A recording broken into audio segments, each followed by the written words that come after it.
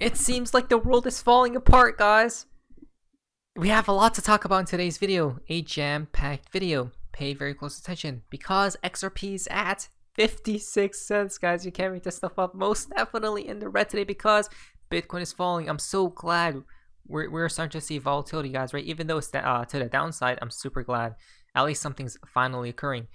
Before, it was a flat structure. Now it's not, which is beautiful to think about. But while all these crypto prices are falling down, should we really be worried? Because when we compare XRP to Bitcoin, guys, right, or the XRP Bitcoin pairing, XRP continues to hold above the 200-week moving average versus Bitcoin. You can't make this stuff up, guys, right?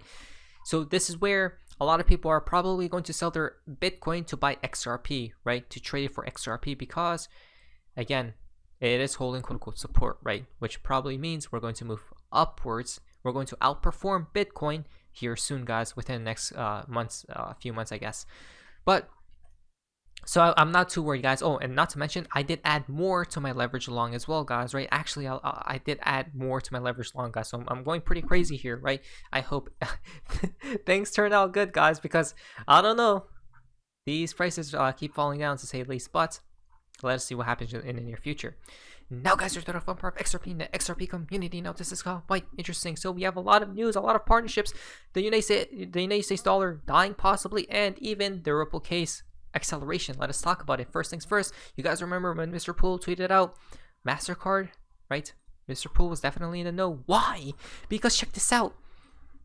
I'm actually about to, like, I can't believe it, guys. What's happening, right? Ripple is going to be the savior, or XRP will, right? Both combined.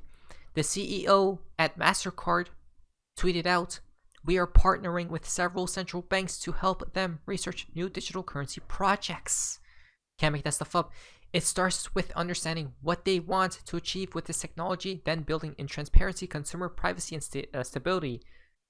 We are working toward those goals with a new CBDC partner program with MasterCard teaming up with a handful of key blockchain, Web3, and payments players so we can learn from each other.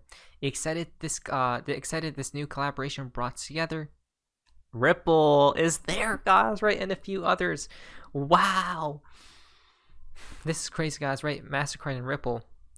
Can't believe it. I can't believe it, guys. Again, isn't it crazy? Mr. Poole was always in the know. Check this out. Now, when we talk about banks, right? Central bankers, why don't they ever mention XRP? Maybe it's because of this reason right here. They just got exposed. Like more cautious, conservative approach. You can even bring it back to my days at Ripple 2017, going in to talk to banks. They said, if you mention XRP or crypto, we're going to kick you out of the office. Tell us about fiat and how you can make that more efficient. Great, all about it.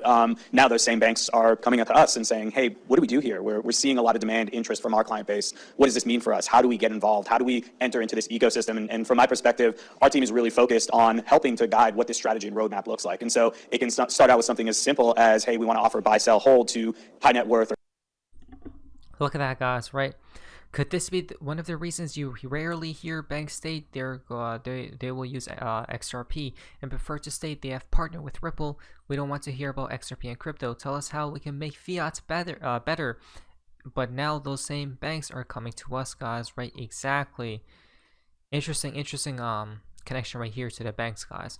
Now, MasterCard announced it today what they said of partners, right? CBDC platform at Ripple, blockchain and Web3 software company Consensus, multi-CBDC and tokenized assets solution provider, Fluency CBDC, right? Most definitely Ripple's connected as well, or mentioned, as you guys can see right here.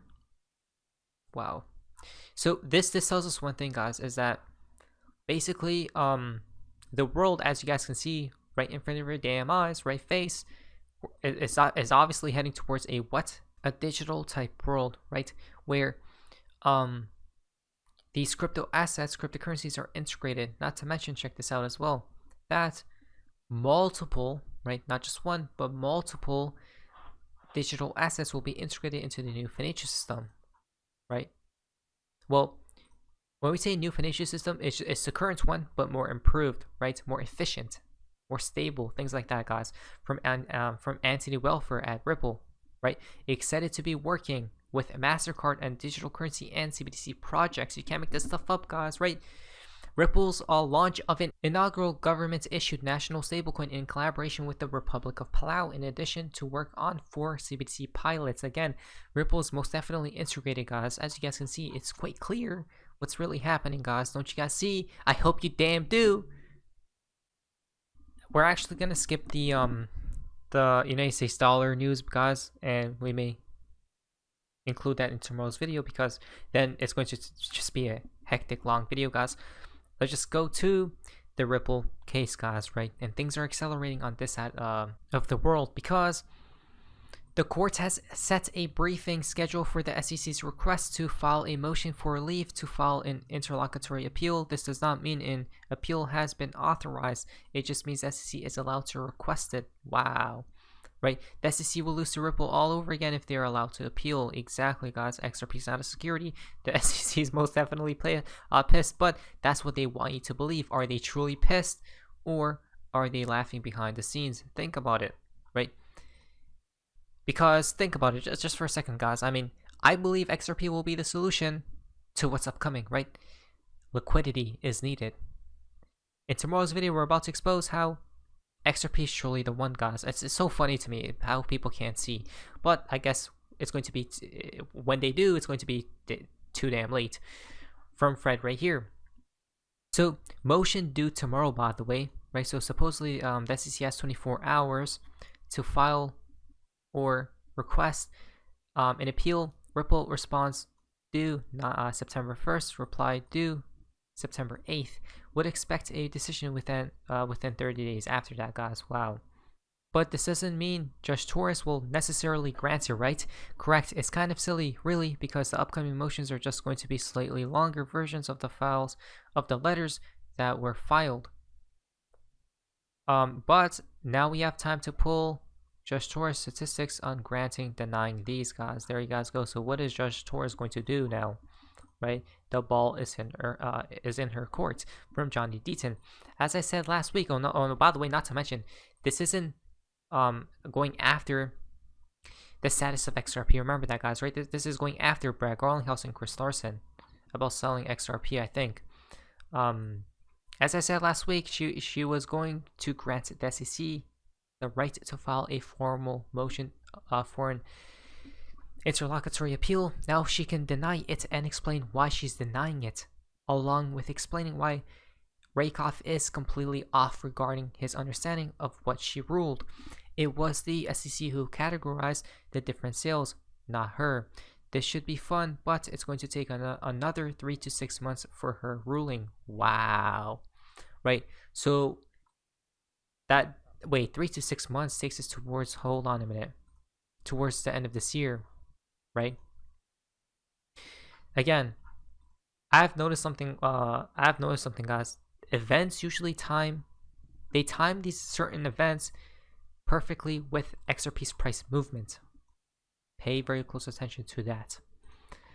Now, new Ripple Sue Alderodi tells Real Vision, quote, "We are not afraid of an appeal. We think we should win on an appeal, but let's get there on an ordinary course.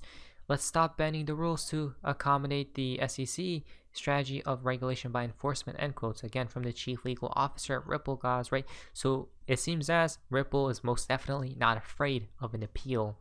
Mic drop. Then we have here the head counsel, Sue Alderodi at Ripple, breaks down Judge Torres' decision. Check this out, guys. Unlike the SEC's hypocrisy. The initial distribution, the manner of sale that were in fact found to be in violation of the law. Talk a little bit about that aspect. Yeah. So some of the early headlines on July 13th did suggest that this was a split decision, but I think that was quickly corrected.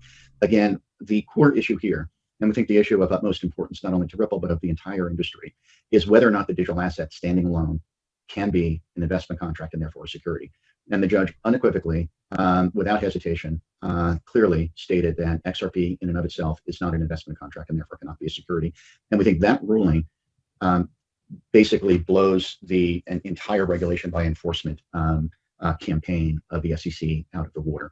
What she said was, I need to look at each of the different buckets of distribution separately. And the SEC themselves divided the buckets of distribution into three categories. The first one being programmatic sales, which are sales on exchanges, the blind bid-ask sale between a buyer and a seller, and one doesn't know the identity of the other. And for the reasons we've talked about, the judge said that doesn't satisfy the Howey test.